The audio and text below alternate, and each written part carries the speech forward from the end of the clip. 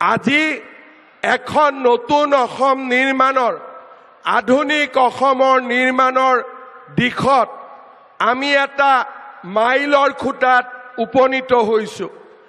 আমি অসমবাসীয়ে কেতিয়াও কল্পনা কৰিব পৰা নাছিলোঁ যে কাজিৰঙাৰ বন্য জীৱ জন্তুক ৰক্ষা কৰিবলৈ কোনোবা এজন প্ৰধানমন্ত্ৰীয়ে অসমক ৩৪ কিলোমিটাৰ দীঘল ফ্লাইঅভাৰৰ অনুমোদন কৰিব, আমাক ৭,০০০ কোটি টকা দিব। আজিৰ দৰে প্ৰকল্প যাক আমি অসমীয়াই কেতিয়াও কল্পনা কৰিব পৰা নাছিলোঁ, সেই প্ৰকল্প প্ৰধানমন্ত্ৰী ডাঙৰীয়াই অসমবাসীক উপহাৰ দিবলৈ এই কলিয়াবৰত উপস্থিত হৈছে। কলিয়াবৰৰ নাম লওঁতে মনলৈ আহে যে যেতিয়া ভগৱান কৃষ্ণই ৰুক্মিণীক গুজৰাটৰ দ্বাৰিকালৈ লৈ গৈছিলে, এই কলিয়াবৰতে জিৰণি লৈছিলে। আজি অসম আৰু গুজৰাটৰ মাজত থকা এই ঐতিহাসিক সম্বন্ধক পুনৰ এবাৰ প্ৰতিষ্ঠা কৰিবলৈ প্ৰধানমন্ত্ৰী নৰেন্দ্ৰ মোদী ডাঙৰীয়া এই কলিয়াবৰৰ পবিত্ৰ ভূমিত আহি উপস্থিত হৈছে। এয়া আমাৰ বাবে গৌৰৱৰ বতৰা।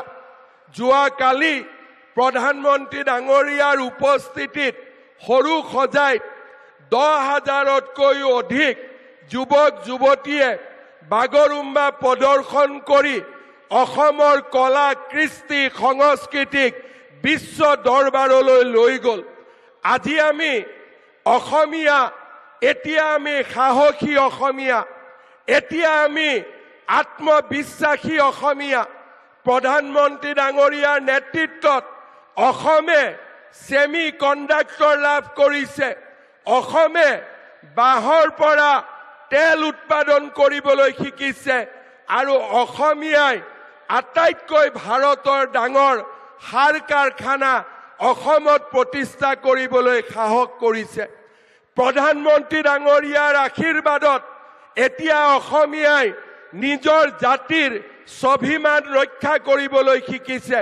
চৰাইদেউক বিশ্ব ঐতিহ্যৰ স্বীকৃতি, অসমীয়া ভাষাক ধ্ৰুপদী ভাষাৰ মৰ্যাদা, লাচিত বৰফুকনৰ সুবিশাল প্ৰতিমূৰ্তি, আজি আমি এটা অটল, অবিচল আৰু আত্মবিশ্বাসী জাতিত পৰিণত হৈছোঁ। ଭାରତର ଏକମାତ୍ର ପରୀକ୍ଷିତ ବାୟୋସାର ପୃଥ୍ୱୀ ପ୍ରୋ ମାଟିକୁ ରଖେ ସୁସ୍ଥ, ଦିଏ ନୂଆ ଜୀବନ।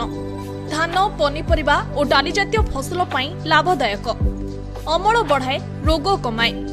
ଆଜି ହିଁ ଜମିରେ ପ୍ରୟୋଗ କରନ୍ତୁ। ଯୋଗାଯୋଗ ପାଇଁ 9937054201 ନମ୍ବରକୁ ଡାଏଲ କରନ୍ତୁ। ଆମ ସହ ଯୋଡ଼ି ହେବା ପାଇଁ ଆମକୁ ଲାଇକ୍, ଫଲୋ ଓ ସବସ୍କ୍ରାଇବ୍ କରନ୍ତୁ।